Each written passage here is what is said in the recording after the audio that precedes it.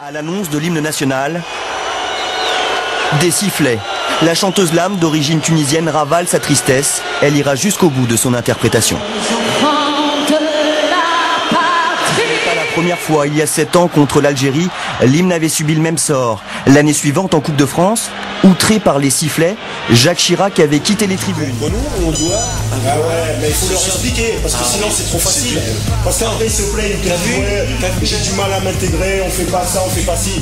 Déjà, commence à respecter. Ça sera dans le temps. Ouais, mais dans le temps, si on leur explique... Des banlieues dont les parents sont algériens, tunisiens, enfin maghrébins, qui viennent là et qui sifflent l'hymne national français pour manifester, selon moi, qu'ils détestent cet hymne, ce pays, et qu'ils ne veulent pas se sentir français. Non mais je sais pas, c'est ce que je pense. Pour vous, c'est un rejet. Je pense que c'est un rejet de l'identité française. Exactement, et c'est lié.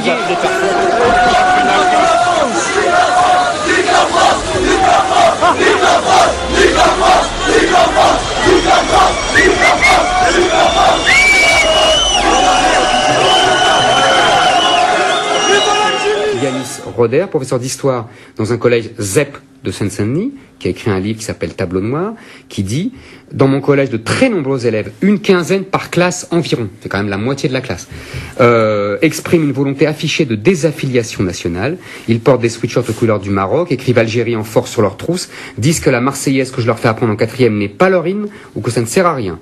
Pour eux, être français, c'est être un bouffon, un bolos, un jambon-beurre. Leur patrie, c'est juste, la France, c'est juste pour des papiers, ils ne se sentent pas... Allez, vas-y. Bande de connards. La France, elle en prend plein. Elle pue la merde. Elle en prend plein de pour la France. Elle pue la merde, votre alors pourquoi tu vas pas ailleurs? Parce que je reste ici, je squatte votre bouffe, je squatte votre staff, je squatte tout ici, mais c'est une France de merde pétée.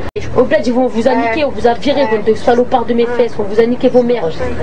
Mercredi soir, dans un Paris vidé d'ailleurs pour cause de matchs de football, oui. Les seuls drapeaux dans la rue, tout le monde l'a remarqué, sont algériens. À Marseille, on a anticipé d'éventuelles émeutes en cas de défaite de l'Algérie face à l'Égypte. Les forces de police avaient été largement mobilisées. La victoire algérienne aura quand même suscité, je vous le rappelle, dans toute la France, 140 arrestations et un peu plus de 350 véhicules brûlés.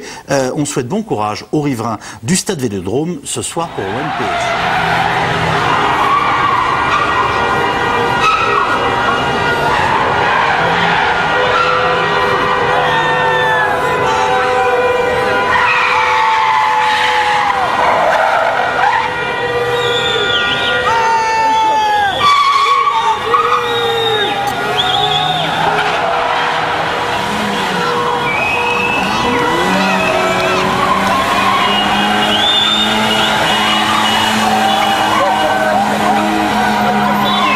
Démonté. La mec, il a l'enfoché.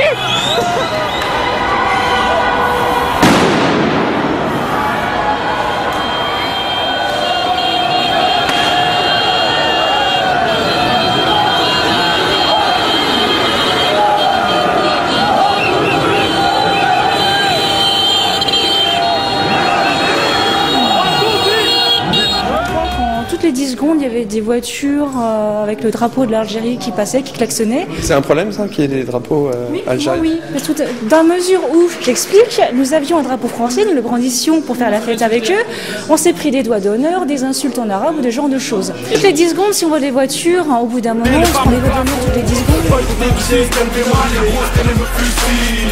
J'ai plus de salive tellement j'ai craché sur la justice. Rescapé des banlieues, on baise la France avec insistance. Les calcitrants, cette pute me braque avec insistance.